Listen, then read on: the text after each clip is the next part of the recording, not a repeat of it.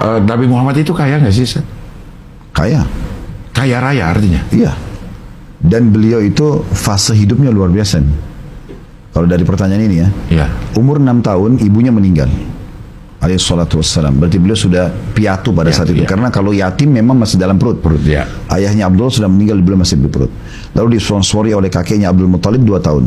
6 tahun, 6 sampai 8 tahun. Ya. Waktu itu kata para ahli sejarah, beliau Allah mudahkan untuk mempelajari bagaimana memecahkan permasalahan di tengah masyarakat. Karena Abdul Muttalib waktu itu dianggap raja Mekah. Jadi Nabi SAW sering kali datang duduk mendengarkan permasalahan yang sedang dipecahkan dan solusinya seperti apa. Selama 2 tahun. Umur 8 tahun kakeknya meninggal, disponsori oleh pamannya Abu Talib. Abu Talib kebetulan orang miskin dan punya keturunan banyak. Maka Nabi SAW mulai 8 tahun itu bekerja.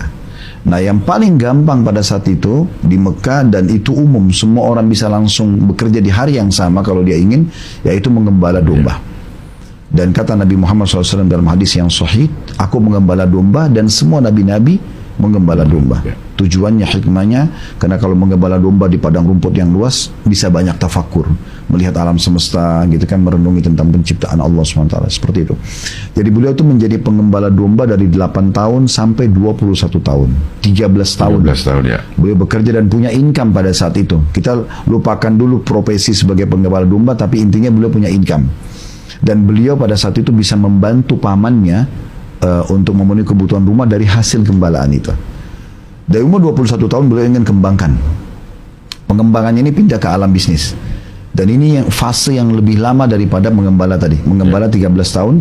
Sekarang kita masuk dari fase umur 21 sampai 40 tahun. Itu berarti 19 tahun. Di sini beliau berbisnis 19 tahun ini. Dan beliau membuat banyak sekali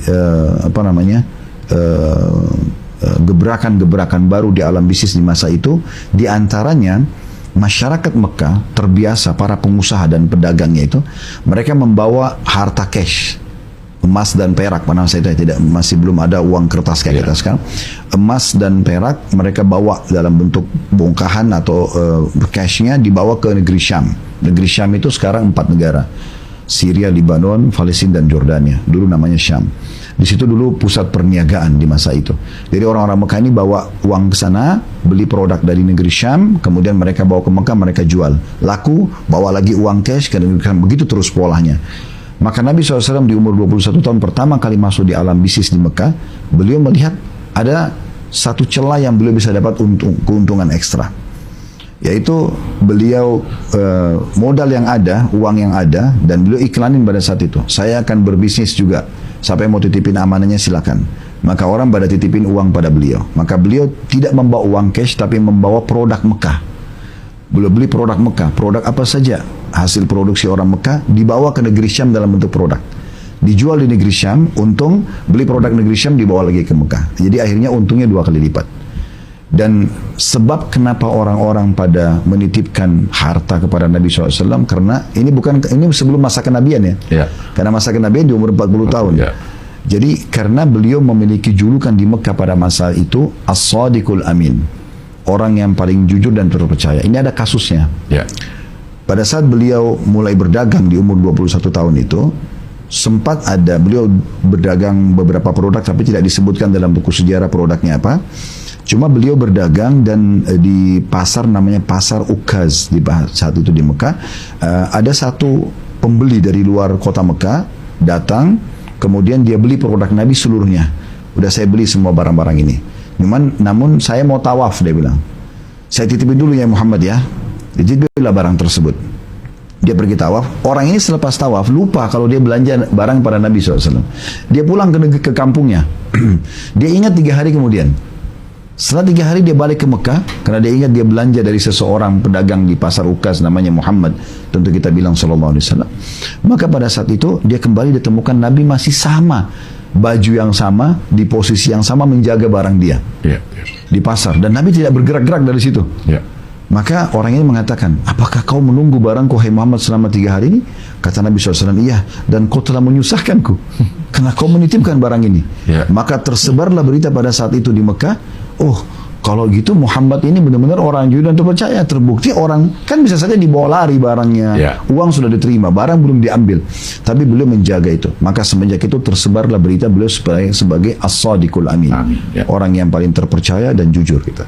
Nah ini sebabnya kenapa pada saat di umur 21 tahun beliau iklanin untuk siapa yang mau investasi nih, bawa uang, titipin uang dagangannya ke saya, maka orang-orang pada investasi. Setelah 1 tahun berjalan, barulah salah satu saudagar terkaya Mekah, Khadijah radhiyallahu anha, nanti dia istri beliau, itu kemudian tertarik untuk menitipkan hartanya.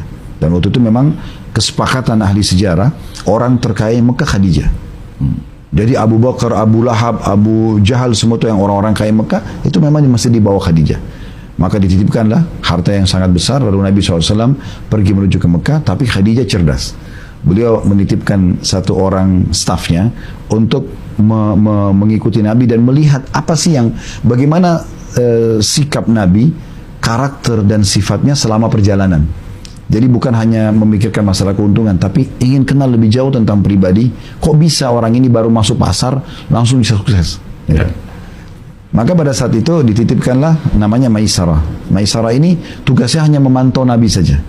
Nah waktu dia pergi ke negeri Syam, dia balik, banyak sekali cerita yang dibawa. Di antaranya dia ceritakan waktu dia pulang ke Mekah, Khadijah menanyakan, bagaimana kau temukan Muhammad? Dia mengatakan, saya belum pernah menemukan ada orang sebaik orang ini, dan ada kejadian-kejadian yang unik terjadi. Di antaranya, selama saya pernah jalan dengan kafilah-kafilah dagang, selalu kami kena terik matahari. Tapi berjalan sama Muhammad ini berbeda. Kami dinaungi oleh awan, sallallahu alaihi wasallam. Dinaungi oleh awan dan kami tidak rasakan panas. Dan beliau pernah duduk di bawah sebuah pohon kurma itu seperti menunduk menutupinya. Plus lagi diceritakanlah tentang kasus tadi. Muhammad SAW membeli barang dari Mekah, kemudian membawa ke negeri Syam, dan untung di sana dijual produk Mekah, kemudian barang-barang negeri Syam dibawa ke Mekah, lalu dijual untung lagi, sehingga 2 kali lipat keuntungannya. Nah karena inilah Khadijah akhirnya mengirim salah satu teman dekatnya, seingat saya namanya Nafisa, kalau saya tidak salah, yang kemudian perempuan ini menanyakan kepada Nabi SAW, mengatakan, hai Muhammad, kenapa kau belum menikah di umur 25 tahun? Kata Nabi SAW, ya saya ingin menikah, tetapi memang saya belum ada calon. Kata dia, bagaimana dengan seorang wanita kaya raya, terkenal dengan jarur nasabnya yang baik, kekayaannya yang luas, dan akhlak yang baik? Kata Nabi SAW, siapa dia? Kata orang ini, Khadijah. Kata Nabi SAW, bagaimana Khadijah dengan saya? Maksudnya wanita sekaya itu terus mau sama saya. Kata dia, kalau anda mau, saya akan menengahi. Maka akhirnya terjadilah pembicaraan antara dua keluarga sampai Nabi SAW menikah dengan Khadijah.